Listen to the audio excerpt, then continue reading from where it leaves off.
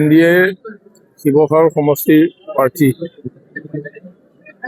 কথাটো লৈ পেলাই আপোনালোকৰ সাংবাদিক বন্ধুসকলৰ চেনেলবিলাকত বিভিন্ন ধৰণৰ বাতৰি আপোনালোকে দি আছে যে প্ৰদীপ হাজৰিকাই মানে প্ৰাৰ্থীত্ব প্ৰত্যাহাৰ কৰিব, তেনেকুৱা ধৰণৰ কথাবিলাক মানে ওলাই আছে। এইবিলাক এতিয়া মই আপোনাক জনাব বিচাৰিছোঁ যে নীতিগতভাৱেই কিমানখিনি যিটো নিয়ম নীতিমতে ফৰ্মেলি যেনেকৈ ফৰ্মেলি যি ধৰণে প্ৰাৰ্থীত্ব আগবঢ়াব লাগে সেই ধৰণে আমি প্ৰাৰ্থীত্ব মানে নমিনেশ্যন আমি দাখিল কৰিছোঁ।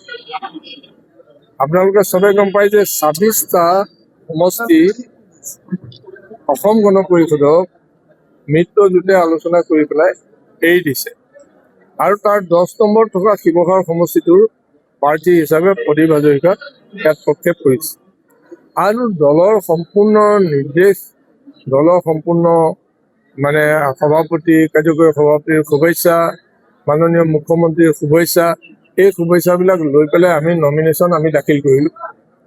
এতিয়া ইয়াত কোনো ধৰণৰ আপোনালোকৰ মাজত ওলাই থকা বিভ্ৰান্তিমূলক যিটো কথা, এইটো তেনেকুৱা ধৰণৰ কোনো কথা ইয়াত অহাই নাই। মানে দিছ kind of question has not arise.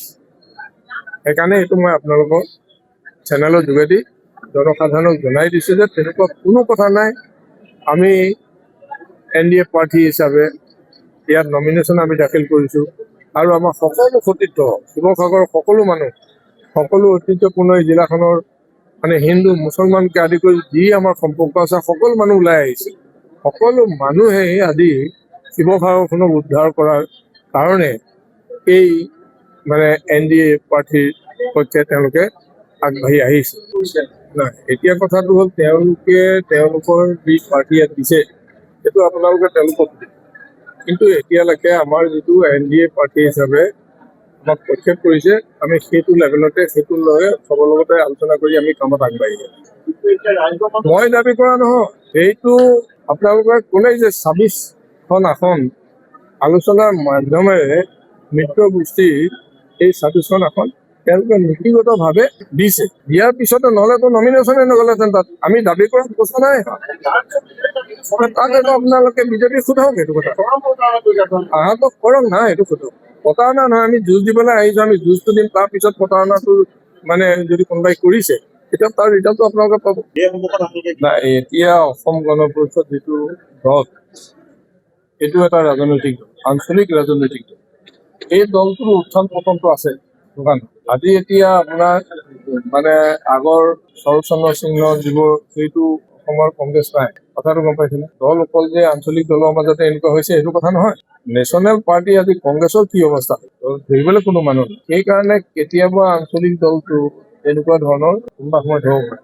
কেলে এতিয়া নতুন প্ৰজন্ম যিখিনি আহি আছে সেইখিনি টাইমটো অলপ দিব লাগিব তাহাঁতক, পাৰ্টিটো ধৰি ল'বলৈ। আগৰ যিখিনি মানে একেবাৰে আমাৰ বিশাল যিবিলাক আন্দোলনৰ সময় মানুহ আছিলে সেইবিলাক মানুহ এতিয়া অলপ কমি গৈছে।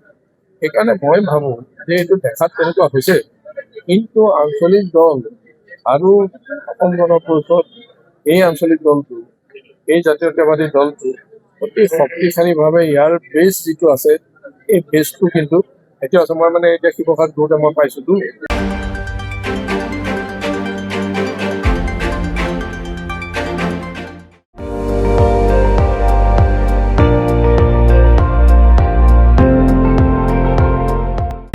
আপুনি চাই আছে ND24, সৰ্বশ্ৰেষ্ঠ নহয় সৰ্বোত্তমৰ দৌৰা।